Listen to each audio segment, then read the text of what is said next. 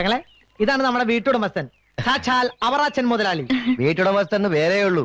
വാടകാലം പറഞ്ഞ ഇവിടുന്ന് ഒറ്റ പൈസ കിട്ടാറില്ല. ഈ പഞ്ഞന്തൂറിൽ നിർത്തിക്കൂടെ മുതലാളി? കുളിമുറി എവിടെയാ കെട്ടണ്ടേ? കുളിമുറിയോ? ആ,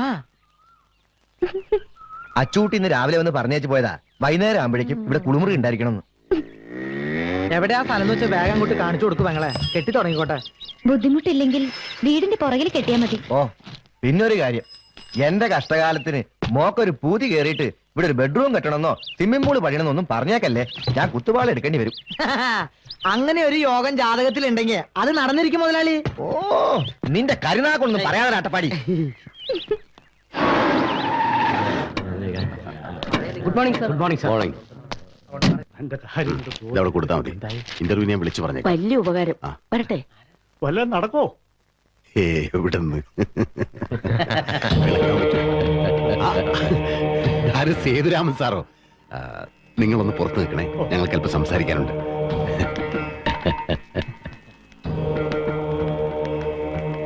സാർ ഇരിക്കൂ. സത്യത്തിൽ 10 മണി മുതൽ സേതു സാറിനെ ഞാൻ കാത്തിരിക്കുകയായിരുന്നു. അത് കാരണം 2-3 പ്രോഗ്രാം ഉണ്ടായത് ക്യാൻസൽ ചെയ്തു. കുടിക്കാൻ എന്താ? ചായ, കാപ്പി? ചാക്കോ വേണ്ട. താനിപ്പോ പഴയ തിരുവമ്പാടിയല്ലല്ലോ, വളരെ തിരക്കുള്ള മന്ത്രിയല്ലേ. സാറ് വന്നത് മെറൈൻ ഡ്രൈവിലെ ആ പ്ലോട്ടിന്റെ കാര്യം തനിക്ക് കൂടെ അറിയാവുന്നതല്ലേ. അവിടെയാണല്ലോ നമ്മളൊരു ഷോപ്പിംഗ് കോംപ്ലക്സും പിന്നെ ടൂറിസ്റ്റുകളെ അട്രാക്ട് ചെയ്യാൻ പറ്റിയ കേരള സ്റ്റൈൽ കുറെ കോട്ടേജിലും പ്ലാൻ ചെയ്ത്. അത് തന്നെ. പക്ഷെ ആ പ്രോജക്ടിന്റെ പ്ലാൻ കഴിഞ്ഞ മിനിസ്ട്രിയുടെ കാലത്ത് 2 തവണ തള്ളിയതാണ്. അത് നമ്മൾ ഉടനെ സാങ്ഷൻ ആക്കി എടുക്കണം. പിന്നെ മറ്റൊരു പ്രധാനപ്പെട്ട കാര്യം, എന്റെ പ്ലോട്ടിന്റെ അടുത്തുള്ള ആ ചേരി ഉടനെ ഒഴിപ്പിച്ചു കിട്ടണം. നല്ല കണ്ണായ സ്ഥലമാണ്. സെന്റിന് 20 ലക്ഷം രൂപ വരെ അവിടെ വിലയുണ്ട്. താനെന്ത് പറയുന്നു?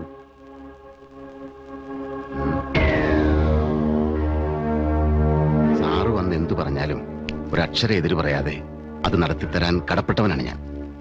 പക്ഷേ ഞാനൊരു ക്ലീൻ ഇമേജ് ഉണ്ടാക്കാനുള്ള ശ്രമത്തിലാണ്. പറയുന്നതുകൊണ്ട് സാറിന് വിഷമം തോന്നരുത്. 2 തവണ റിജക്ട് ചെയ്ത പ്ലാൻ വീണ്ടും തിരികെ കയറ്റി സാങ്ഷൻ ആക്കാന്നൊക്കെ പറഞ്ഞ എന്നെ സംബന്ധിച്ചിടത്തോളം അല്പം ബുദ്ധിമുട്ടുള്ള കാര്യമാണ്. പിന്നെ ആ ചേരി അതവിടുന്ന് പൊളിച്ചു മാറ്റുകയെന്ന് പറഞ്ഞ അതെന്റെ വോട്ട് ബാങ്കാണ്. അവരെ പിണക്കിയാൽ അടുത്ത തെരഞ്ഞെടുപ്പിൽ ഞാൻ തെണ്ടേണ്ടി വരും. ഇനിയും കൂടുതൽ ചേരികൾ എങ്ങനെ സൃഷ്ടിക്കാമെന്നതിനെ കുറിച്ചാ എന്റെ പാർട്ടി ഞാനും ആലോചിക്കുന്നത്. അതൊക്കെ പാർട്ടി പ്രശ്നങ്ങളാ. പിന്നെ പേഴ്സണലായിട്ട് പറഞ്ഞാൽ എന്റെ ഇന്നത്തെ പൊസിഷൻ, ഇമേജ് അതൊക്കെ പണയപ്പെടുത്തി എന്തെങ്കിലും ചെയ്യാൻ എനിക്ക് ബുദ്ധിമുട്ടുണ്ട്. എടോ തിരുവമ്പാടി, നിന്റെ ഇന്നത്തെ പൊസിഷൻ, ഇമേജ് ഇതൊക്കെ തനിക്ക് എവിടെ നിന്ന് കിട്ടി? ഒരു സുപ്രഭാതത്തിൽ ആകാശത്ത് നിന്നും പൊട്ടി വീണതാണോ? നിന്റെ പാർട്ടിക്കാർ നിന്നെ കറിവേപ്പല പോലെ വലിച്ചെറിഞ്ഞപ്പോൾ ലക്ഷങ്ങൾ വീശി എറിഞ്ഞ് നിന്നെ എവിടെ എത്തിച്ചത് ഈ സേതുരാമയ്യരാ. അത് നീ മറക്കരുത്. സാറിനെ മറന്നുകൊണ്ട് സംസാരിച്ചതല്ല ഞാൻ. എന്റെ നിലനിൽപ്പ് ഞാൻ നോക്കിയില്ലേ പറ്റൂ. നിന്റെ നിലനിൽപ്പ് ഈ സേതുരാമയ്യർക്ക് നിന്നെ മന്ത്രിക്കസേര എഴുതാൻ അറിയാമെങ്കിൽ അത് നിറക്കാനും അറിയാം. സേതുരാമയ്യരുടെ ഈ ചിരിക്കുന്ന മുഖം മാത്രമേ നീ കണ്ടിട്ടുള്ളൂ. സേതുരാമയ്യർ ആരാണെന്ന് നീ മനസ്സിലാക്കാൻ പോകുന്നതേ ഉള്ളൂ.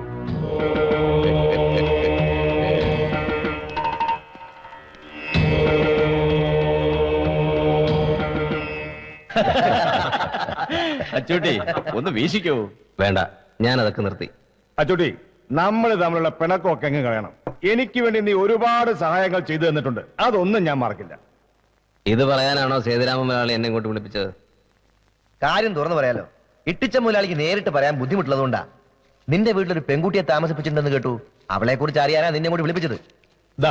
1000 രൂപയുണ്ട്.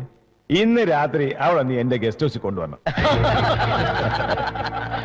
1000 രൂപയോ? പോരെങ്കിൽ നീ പറ. 5000 രൂപയുണ്ട്, മതിയാ? നിനക്ക് ഞാൻ 5100 രൂപ തരാം.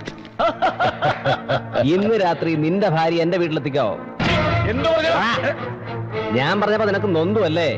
ദേ അച്ചൂട്ടി എല്ലാം നിർത്തിയിരിക്കുക. എല്ലാം കാണായിരുന്നു. നീ അവിടെ നിന്നേ. ഇട്ടിച്ചൻ പറഞ്ഞത് നീ കാര്യമാക്കണ്ട. എന്റെ ഭാര്യയാണെന്ന് അറിയാതെ പറഞ്ഞതല്ലേ. അതെ, നിന്നോടൊരു പ്രധാനപ്പെട്ട കാര്യം പറയാനാ വിളിപ്പിച്ചത്. നീ വന്നേ. നിങ്ങൾ കണ്ടിന്യൂ ചെയ്തോളൂ. വർഗീസ് തിരുവമ്പാടി, ആ പേരിന് പോലും അവൻ എന്നോട് കടപ്പെട്ടിരിക്കുന്നു. ഏതോ പൂഞ്ഞാറിലോ കരിങ്ങാൻ തുരുത്തിയിലോ കിടന്ന ഒരു മണ്ണുണ്ണിയെ കേരളത്തിന്റെ ആഭ്യന്തരമന്ത്രി വരെ ആക്കിയതിന്റെ പിന്നിൽ സേതുരാമയ്യരുടെ ബ്രെയിനായിരുന്നു. ഇപ്പോ അവനെല്ലാം മറന്നിരിക്കുന്നു. പക്ഷേ കഴിഞ്ഞതൊന്നും അത്ര പെട്ടെന്ന് മറക്കാൻ ഈ സേതുരാമയ്യർക്ക് കഴിയില്ല. വരുന്ന 13-ാം തീയതി അവിശ്വാസ പ്രമേയമാണ്.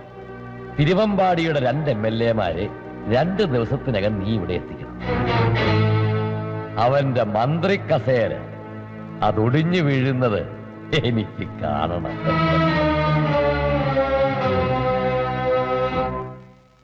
സിന്ധു, സിന്ധു,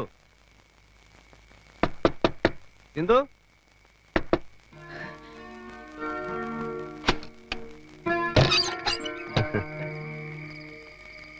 ഉറങ്ങായിരുന്നു.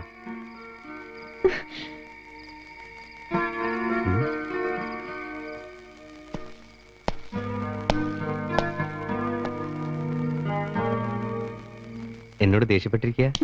ഞാൻ ഭക്ഷണം എടുത്തു വെക്കാം. അവിടെ ഇരിക്കേ. എവിടെയായിരുന്നു ഇതുവരെ? ഞാൻ ഇവിടെ ഒറ്റയ്ക്കാന്ന് അച്ചുവേട്ടൻ അറിയില്ലേ? അതാണോ? ദേ ഇത് പിടിക്കേ, എന്നിട്ട് എത്രയുണ്ടെന്ന് എണ്ണി നോക്ക്. പിടിക്കുന്നേ. ആരുടെ ജീവന്റെ വിലയായത്? ഇതുവരെ ഞാൻ ആരെയും കൊന്നിട്ടില്ല. അതിന്റെ പേരിൽ ഒരു ചില്ലിക്കാശ് വാങ്ങിയിട്ടുമില്ല. മനസ്സിൽ വലിയ ആഗ്രഹങ്ങളൊന്നുമില്ലായിരുന്നു. ഇപ്പോ ജീവിക്കണമെന്നൊരു തോന്നൽ. ദൂരെ എവിടെയെങ്കിലും പോയി കുറച്ച് സ്ഥലം വാങ്ങണം. എന്നിട്ടതിൽ ചെറിയൊരു വീടുണ്ടാക്കണം. അവിടെ നീയും നമ്മുടെ കുഞ്ഞും പിന്നെ ഞാനും. എന്താ? വേണം, എല്ലാം വേണം. പക്ഷെ അതൊക്കെ നേരായ മാർഗത്തിലൂടെ സമ്പാദിച്ച പണം കൊണ്ടായിരിക്കണം. അച്ചുവേട്ടന്റെ കയ്യിൽ നോട്ടുകെട്ടുകൾ കാണുന്നത് തന്നെ എനിക്ക് പേടിയാ. ഓരോ സ്ത്രീകളും അവരുടെ ഭർത്താക്കന്മാര് രാവിലെ ജോലിക്ക് പോകുമ്പോ വൈകുന്നേരം തിരിച്ചു വരും എന്ന് ഉറപ്പോടെയാ കാത്തിരിക്കുന്നത്. പക്ഷേ അച്ചുവേട്ടൻ ഇവിടുന്ന് ഇറങ്ങിപ്പോയാൽ തിരിച്ചു വരുന്നുള്ളതിന് എനിക്കെന്താ ഒരു ഉറപ്പ്? വേറെ എന്തെല്ലാം ജോലികളുണ്ട് ഈ നാട്ടിൽ. എന്ത് ജോലിയും ചെയ്യാനുള്ള ആരോഗ്യം എന്റെ അച്ചുവേട്ടനുണ്ടല്ലോ. എന്നെയും എന്റെ വയറ്റിൽ വളരുന്ന നമ്മുടെ കുഞ്ഞിനെ ഓർത്ത് ഇനി ഇങ്ങനെയുള്ള ജോലിക്കൊന്നും പോകരുത്. എല്ലാം അവസാനിപ്പിക്കണം, എല്ലാം. നമുക്ക് ജനിക്കാൻ പോകുന്ന കുഞ്ഞ് അവനെ നന്നായി വളർത്തണം, വലിയവനാക്കണം. ഇനി ഇതിനൊന്നും പോവില്ലെന്ന് എന്നോട് സത്യം ചെയ്. എല്ലാം ഇന്നോടെ നിർത്തിയെന്ന് സത്യം ചെയ്.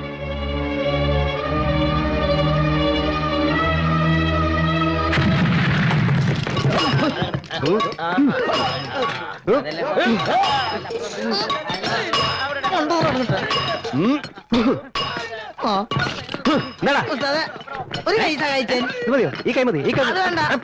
പണിയെടുക്കണ. ഉസ്താദ്, ഈ പണി ഇങ്ങനെ പോയി നമ്മുടെ ഓയിൽ സീൽ തല്ലൂട്ടോ. എടാ, ഇതൊക്കെ ആദ്യം ബുദ്ധിമുട്ടായിട്ട് തോന്നുക, പിന്നെ പരിചയമായിക്കോളും. അതിനാള് ജീവിച്ചിരുന്നിട്ട് വേണ്ട പെരിയാവാ. എന്തിനാ അത് പൊക്കണേ? അതവിടെ നോട്ടേ. എന്താ എടുക്കണ വലിയ കാര്യം. ഞാൻ പൊക്കും. ഞാൻ പൊക്കാൻ പറ്റില്ല. അതെ, ആ, ഒന്ന് വേഗം കൊണ്ടുപോവാ. വിശന്ന് കുടലിൽ കരിയുന്നു. എന്തൊരു ധൃതിയായത്. എല്ലാം റെഡി. എല്ലാം റെഡിയാണ്. എന്തോന്ന്? ദേ അച്ചുവേട്ടാ.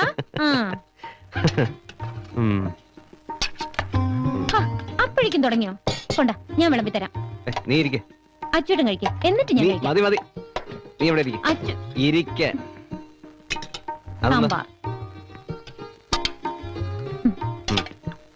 മതി. എന്താ? ഒന്നുമില്ല. എന്താ അച്ചുവേട്ടാ? ഒന്നുമില്ല. നോക്കട്ടെ ഒന്നുമില്ലെന്ന് പറഞ്ഞു. നോക്കട്ടെ കാണിക്ക്.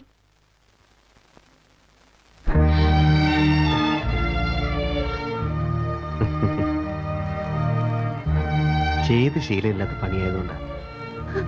എല്ലാം ഞാൻ കാരണമല്ലേ. വേണ്ട, ഇനി അച്ചോട്ട് നീ ജോലിക്ക് പോണ്ട. ഏയ് അതൊന്നും സാരമില്ലെന്നേ. എന്തൊക്കെ പറഞ്ഞാലും അധ്വാനിച്ച് ജീവിക്കാന്നൊക്കെ പറഞ്ഞ അതൊരു സുഖ. അത് മറ്റാർക്കും വേണ്ടിയല്ലോ, നമുക്ക് വേണ്ടിയല്ലേ.